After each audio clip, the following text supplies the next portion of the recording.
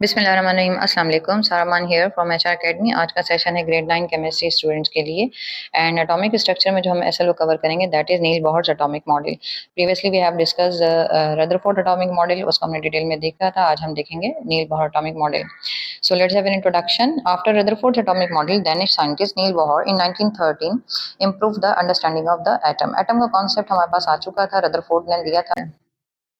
Rutherford का model हमने देखा था, उसमें कुछ ड्रॉबैक्स थे जो बेटर तरीके से एटम का स्ट्रक्चर को डिस्क्राइब नहीं कर सके थे। देन रदरफोर्ड के ही मॉडल को यूज करते हुए उस नील बोहर ने क्या करा, एटम का मॉडल डिटेल में और बेहतर तरीके से डिस्क्राइब किया था। He proposed a new model based on the structure of the hydrogen atom. यानी एटम के स्ट्रक्चर को डिस्क्राइब करने के लिए उसने as a example hydrogen atom को लिया था। His model explained how electrons revolved around the nucleus and why atom emit or absorb energy. यानी इसने ये बताया था कि जो इलेक्ट्रॉन है वो एटम के अराउंड, न्यूक्लियस के अराउंड जो है वो किस तरह से रिवॉल्व कर रहे होते हैं, और वो कौन सा टाइम होता है जब इलेक्ट्रॉन एनर्जी एब्जॉर्ब या फिर रिलीज करते हैं। पोस्टुलेट्स देखते हैं एटॉमिक मॉडल के, क्या पोस्टुलेट्स हैं नील बोहर के। First postulate was electron revolve around the nucleus in fixed circular path called orbits और एनर्जी लेवल्स। पहला पोस्टुलेट इसने ये दिया कि जो इलेक्ट्रॉन्स होते हैं वो न्यूक्लियस के अराउंड फिक्स्ड सर्कुलर पाथ में रिवॉल्व कर रहे होते हैं, और इन सर्कुलर पाथ को ऑर्बिट्स या फिर एनर्जी लेवल कहते हैं। Each orbit has a fixed energy, these are called the quantized energy level.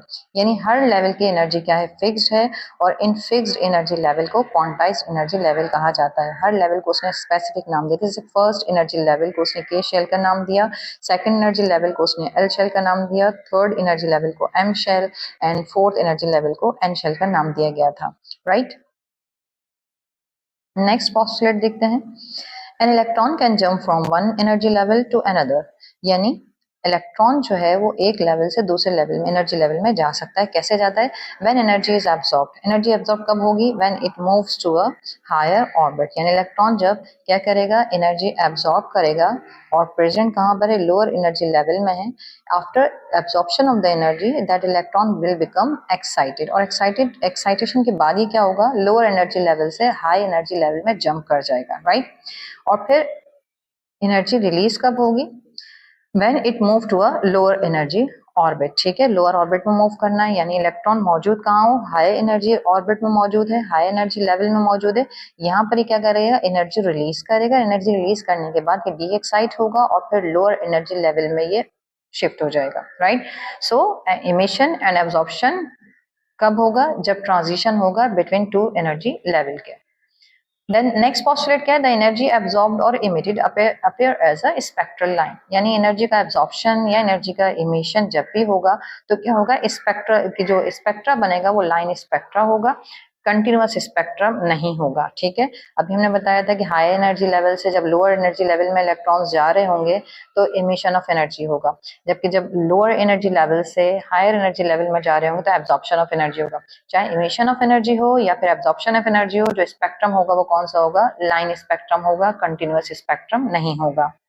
Right, next explanation देखते हैं इसकी बोहर एटॉमिक मॉडल की। Bohr successfully explain the line spectrum of hydrogen. उसने हाइड्रोजन एटम को as a model use किया था, तो उसने लाइन स्पेक्ट्रम को बेटर वे में डिस्क्राइब किया। When hydrogen gas is excited it emits light of specific wavelength. यानी जब हाइड्रोजन एक्साइटेड होगा तो लाइट स्पेक्ट्रम बनेगा स्पेसिफिक वेवलेंथ का।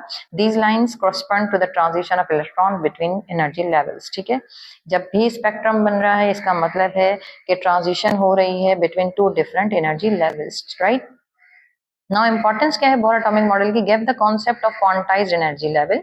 इसने क्वांटाइज्ड एनर्जी लेवल का कॉन्सेप्ट दिया था। अभी मैंने पहले देखा था K shell, L shell, M shell, N shell, ये सब क्या है, क्वांटाइज्ड एनर्जी लेवल है, क्योंकि इनकी फिक्स्ड एनर्जी है।